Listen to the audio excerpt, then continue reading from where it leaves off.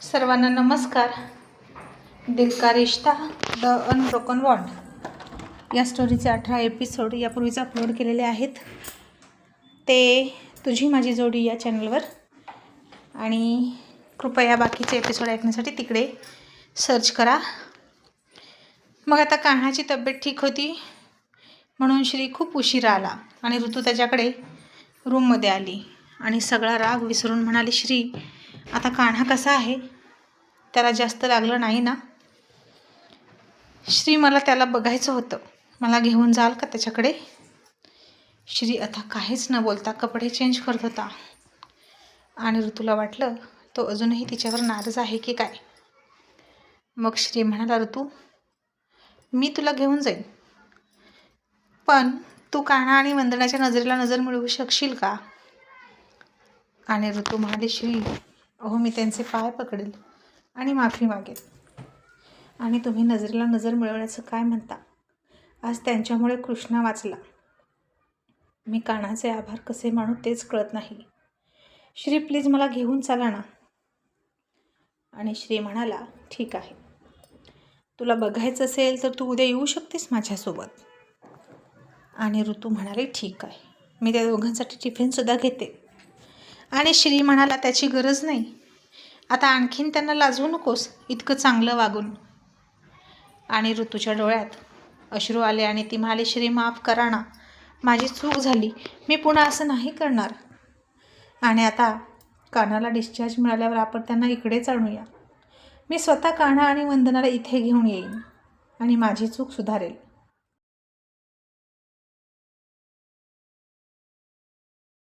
आणि श्री म्हणाला, ठीक आहे. आणि पार्टी कशी झाली? तू व्यवस्थित हँडल केलंस ना सगळ्या गोष्टींना? ऋती थोडीशी थांबली आणि आडेवेडे घेत म्हणाली, श्री कृष्णानं शेवटी हट्ट करून मोबाईल घेतलाच. आणि श्री चकित होऊन म्हणाला, आणि तू दिला हो ना? नेहमीसारखंच झालं, वेगळं काय त्यात? ऋतू म्हणाली, काय करू श्री, तो ऐकतच नव्हता. असंच जीवाचं काहीतरी बरं वाईट करून घेईन म्हणाला. मग मी त्याला काय म्हणू? जीवाचं बरं वाईट करून घे असं म्हणू का? रागारागात त्यानं स्वतःला काही केलं तर? श्री आपण पुन्हा दुसरा मुलगा कुठून आणायचा? आणि श्री गप्प झाला. कृष्णाला काहीतरी वेगळ्या प्रकारे समजवावा लागेल असं तो म्हणाला. एकदा का त्याला कळलं की त्याला गमावण्याची भीती आपल्या मनात आहे की तो नेहमी तोच गेम खेळणार हे श्रीला माहीत होतं. आणि का कुणास ठाऊक, जसं शेखरला बघितल्यावर श्रीच्या मस्तकाची शीर उठायची, तसंच आता कृष्णाला बघितल्यावर त्याच्या मस्तकाची शीर उठायची असं त्याला वाटायला लागलं. त्याचं बघणं, त्याचं वागणं, त्याचा ॲटिट्यूड सगळं तसंच होतं. आणि मग मुद्दामच त्याला ऋतू आणखीन एकदा म्हणाली, श्री मी उद्या येणार आहे तुमच्यासोबत. असं म्हणून ऋतू पुन्हा परत निघाली कृष्णाच्या रूममध्ये झोपायला. आणि तिला अपेक्षा होती की आता तरी श्रीनं थांबवावं आणि इथेच माझ्याजवळ झोप असं म्हणावं, पण तो तिला थांब म्हणाला नाही. 8 दिवसांपेक्षा जास्त दिवस झाले होते श्रीनं ऋतूला त्याच्या रूमच्या बाहेर हाकललं होतं. मग दुसऱ्या दिवशी श्री सकाळी उठला आणि नेहमीप्रमाणेच तयार होऊन बाहेर आला. आणि ऋतू म्हणाली, श्री नाश्ता करा ना, मी सुद्धा तयार आहे, मलाही यायचे. आता श्री नाश्ता करणार नव्हताच, पण ऋतू म्हणाली, मी वंदना आणि कान्हासाठी सुद्धा नाश्ता घेतला आहे. आणि मी हॉस्पिटल बघून घेतलं ना की मग दुपारी ड्रायव्हरसोबत डबासुद्धा पाठवीन. तसा श्री आता गुपचूप डायनिंग टेबलवर बसला आणि त्यानं नाश्ता केला.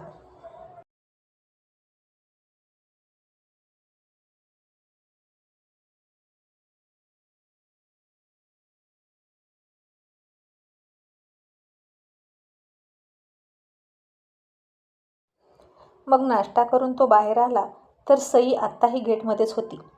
दररोज उगवणाऱ्या प्रत्येक सूर्याबरोबर तिला आशा वाटायची की कान्हा सापडेल आणि आज तरी कान्हाची गुड न्यूज समजेल म्हणून ती दररोज याच वेळेला श्रीला भेटायला यायची. कारण तिला माहीत असायचं श्री यावेळी ऑफिसला जातो. पण रोज तिची निराशा व्हायची. पण आता तिला बघितली, श्री तिच्याकडे गेला आणि म्हणाला, सई तुझा फ्रेंड सापडला आहे, लवकरच तो पुन्हा तुला भेटेल. आणि सई गालात हसली. मग ऋतूसुद्धा आली आणि ती श्रीसोबत गेली. आणि बेडवर झोपलेल्या कान्हाकडे तिनं बघितलं आणि तिला रडायला आलं. ती त्याचं प्लास्टर केलेला हात हातात पकडून मनातच त्याची माफी मागत म्हणाली, तुझ्यामुळे आज कृष्णा जिवंत आहे, नाहीतर त्याचं काय झालं असतं कुणास ठाऊक. कान्हा मला माफ कर. इतक्यात वंदनासुद्धा बाहेरून कान्हासाठी नाश्ता घेऊन आली होती टपरीवरचा. तिनं श्रीला आणि ऋतूला बघितलं आणि तिथेच थांबली. आणि कान्हा झोपेतून उठला आणि म्हणाला, आई. तसं ऋतूनं त्याच्याकडे टक लावून पाहिलं आणि ही हाक माझ्यासाठीच आहे असं तिला फार मनापासून वाटत होतं. कान्हासारखा गुणी मुलगा आपल्याजवळ असावा असं प्रत्येक आईला वाटत असणार. आणि कान्हा पुन्हा म्हणाला, आई. आणि वंदना लगेच पुढे पळत गेली आणि ऋतूच्या बाजूनं न जाता दुसऱ्या बाजूनं कान्हाजवळ गेली. त्याच्या डोक्यावर हात ठेवला आणि म्हणाली, काय झालं बाळा? कान्हा म्हणाला, भूक लागली. आता वंदनानं ते पार्सल आणलेला नाश्ता उघडला तशी ऋतू म्हणाली, वंदना, अगं मी नाश्ता आणलाय, त्याला बाहेरचं नको खाऊ घालू. आणि वंदना गप्प बसली.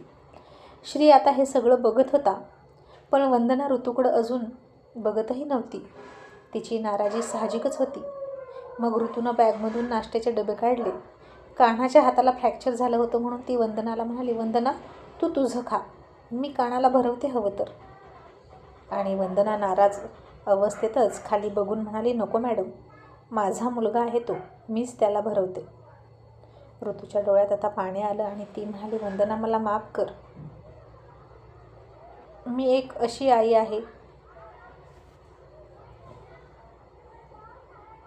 जी दुसऱ्या आईचं दुःख समजू शकले नाही. मी वाईट आहे, पण तू तरी चांगली आई आहे ना, मग दुसऱ्या आईचं मन तू समजून घे ना. मी कमी पडले तुम्हा दोघांचा चांगुलपणा ओळखण्यात, पण तुम्ही तरी माझ्यापेक्षा विचाराने मोठे आहात ना, मग तुम्ही तरी मला समजून घ्या. असं म्हणून ऋतू आता रडायलाच लागली. आणि वंदना म्हणाली, मॅडम, तुम्ही का माफी मागता? तुम्ही मालक आहात आणि आम्ही नोकर. ऋतू म्हणाली, नाही गं, प्लीज वंदना, असं बोलून मला लाजवू नको. पैशाने कोणीही श्रीमंत नसतो, मनाची श्रीमंती खूप मोठी असते हे मलाही कळतं, पण माझ्यातल्या आईनं मला स्वार्थी केलं होतं, जी आपल्या मुलासाठी काही करायला तयार असते. तू माझ्या जागी असतीस तर तू काय केलं असतं वंदना? वंदना, तू मला माफ कर, नाहीतर श्रीसुद्धा मला माफ करणार नाहीत. ज्या दिवशीपासून तुम्ही दोघे गोकुळ बंगल्यातून गेलात तेव्हापासून ते माझ्यासोबत राहत नाहीत. आता हे ऐकलं आणि वंदना म्हणाली, काय असं केलं साहेबांनी? ऋतू म्हणाली, हो. आणि वंदना म्हणाली, खरंच हे खूप चुकीचं आहे. आणि ऋतू म्हणाली, चुकीचं असलं तरी श्री तसेच आहेत आणि मला तसेच आवडतात. त्यांच्या मनात सगळ्यांविषयी प्रेम असतं. पण वंदना, तू मला माफ केलंस ना? आणि आता वंदना म्हणाली, हो, आमच्यामुळे तुम्हाला त्रास झालेला मला नाही चालणार मॅडम. तुम्ही तुमच्या जागी योग्य आहात. ऋतू म्हणाली, मग कान्हा बरा झाला की तिकडे यायचं आणि आता तू तुझं खा, मी कानाला भरवणार, तरच मी समजेल की तू मला माफ केलं. आता वंदनाचा नाईलाज झाला आणि ऋतू कान्हाला चमच्याने नाश्ता भरवायला लागली. तसा कान्हानं तोंड उघडलंच नाही आणि नाही म्हणून मान हलवली. ऋतू म्हणाली, काय झालं कान्हा, तू खाणार नाहीस का माझ्या हातून?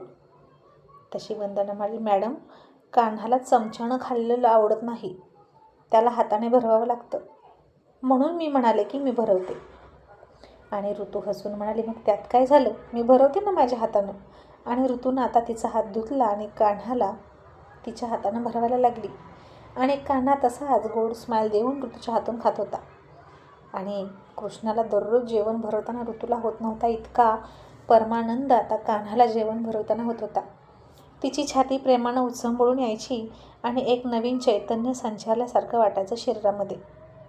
आणि डोळ्यामध्ये किती उत्साह आणि किती चमक दिसायची. आणि हे माझ्या बाबतीत का होतंय हे तिला कळत नव्हतं. एक आनंदाचा ठेवा पुन्हा तिला मिळाल्यासारखं वाटायचं. वंदनाची समजूत घालून तिने कान्हा आणि श्रीचं प्रेम पुन्हा मिळवलं होतं. आणि कृष्णा ॲक्सिडेंटमधून वाचला तेव्हा ती रडली, पण तिला आनंद नव्हता झाला, जास्त करून भीतीच वाटायची. आणि तो स्वार्थी मूर्ख कृष्णा तिला आणखीनच भीती घालायचा मरणाची आणि तिच्याकडून हव्या त्या वस्तू घ्यायचा. पण आता तिला इतका आनंद होत होता कानाला पुन्हा मिळवल्यामुळे, जो ती शब्दात सांगू शकत नव्हती.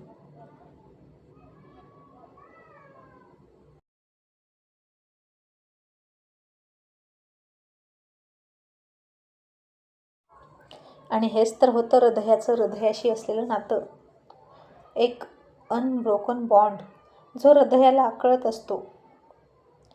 ते सांगायला कोणत्याही शब्दाची गरज नसते आणि ते शब्दात मांडूसुद्धा शकत नाही. आणि अशा त्या एकदम उच्च कोटीच्या भावना होत्या. मग 2-3 दिवसांनी कानाला डिस्चार्ज मिळाला आणि कान्हा पुन्हा गोकुळमध्ये आला.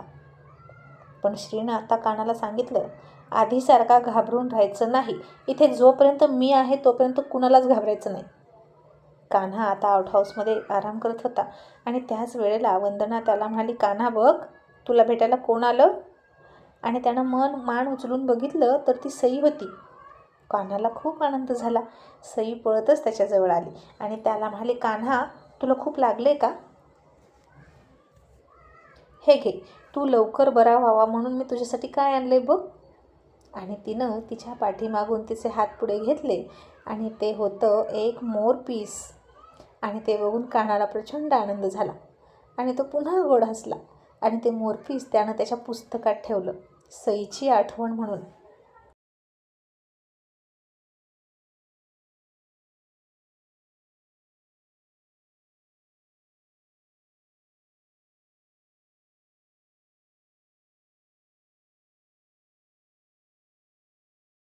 वंदना म्हणाली, सई, पण तुला कसं कळालं कान्हा आला म्हणून? इतक्यात श्री आला आणि म्हणाला, अगं, ती मला रोज विचारायची की कान्हा सापडला का. रोज गेटवर यायची, माझी वाट बघायची. बिचारी किती हिरमुसली होती, तिला कान्हा दिसत नव्हता तर. तिनं आणि मी, आम्ही दोघांनीच कान्हाची खूप आठवण काढली. आणि एकुलती एक गर्लफ्रेंड आहे ती आमच्या कान्हाची, असं म्हणून श्री हसला. आणि त्यानं त्याच्या खट्या डोळ्यांनी छोट्या सईकडे बघितलं आणि तिनंही तिच्या टपोऱ्या चिमुकल्या डोळ्यांनी त्याच्याकडे बघितलं.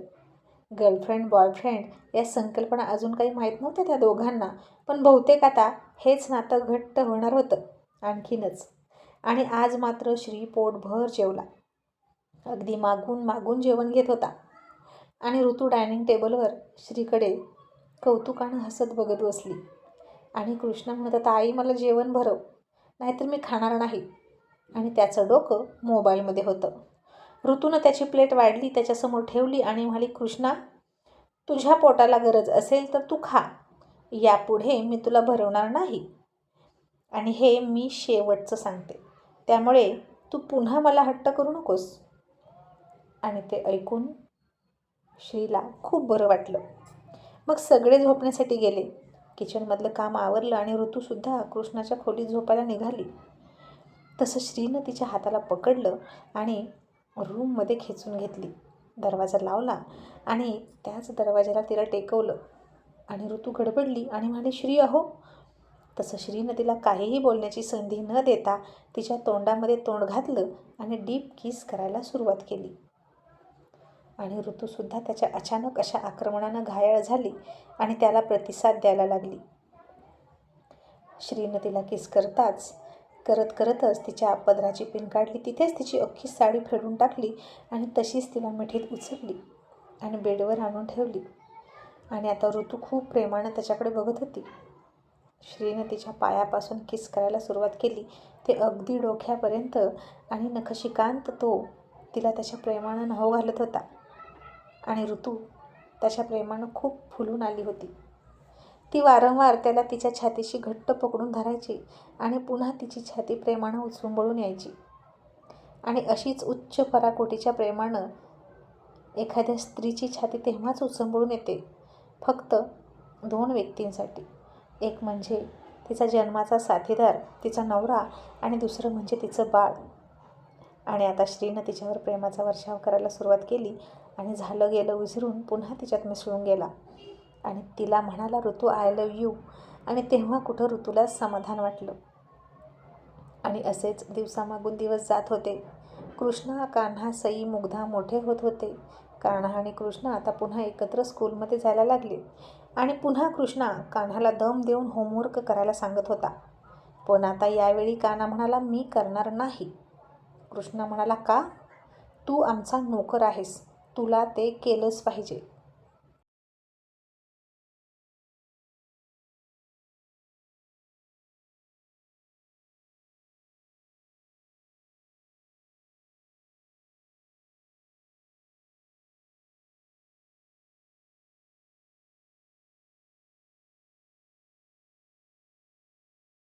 मग त्यावेळी तरी कान्हा गप्पच बसला.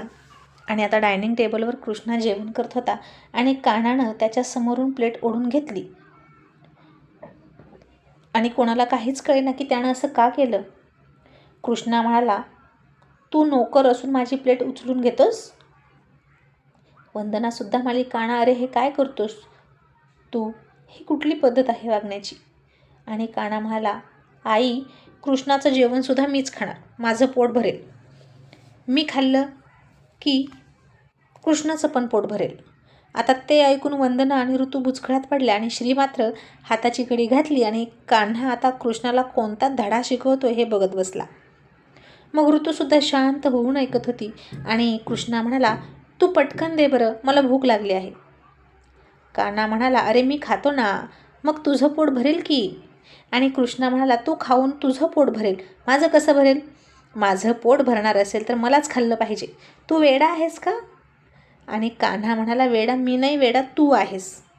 जर मी तुझं खाल्लं तर तुझं पोट भरणार नाहीच, माझंच पोट भरेल 2 वेळा. तसं मी तुझा अभ्यास करून तुझा अभ्यास होणार आहे का? तू हुशार होणार आहे का? नाही ना. मग तुझा अभ्यास तूच केला पाहिजे आणि तुझ्या मेंदूचं खाद्य तुझ्या मेंदूला तूच दिलं पाहिजे. जसं मी जेवल्यावर डबल जेवण माझ्याकडे येईल, तसा मी तुझाही अभ्यास केला तर डबल मीच हुशार होतोय आणि तू अडाणी राहतोस. तुझी प्रगती होतच नाही. आणि हे जशास तसं उत्तर ऐकलं आणि कृष्णाच्या डोक्यात बसलं. आणि त्या दिवशीपासून त्यानं स्वतःचा होमवर्क स्वतः करायला सुरुवात केली. आणि हे बघून ऋतूला तर खूप छान वाटत होतं. आणि श्रीला कान्हाचा अभिमान वाटायला लागला. त्यानं कान्हाला शाबासकी दिली आणि म्हणाला, असंच करायचं, अजिबात त्याचं ऐकायचं नाही, मी तुझ्या पाठीशी आहे. तसा कान्हा पुन्हा गोड हसला आणि श्रीनं त्याला उचलून घेतला.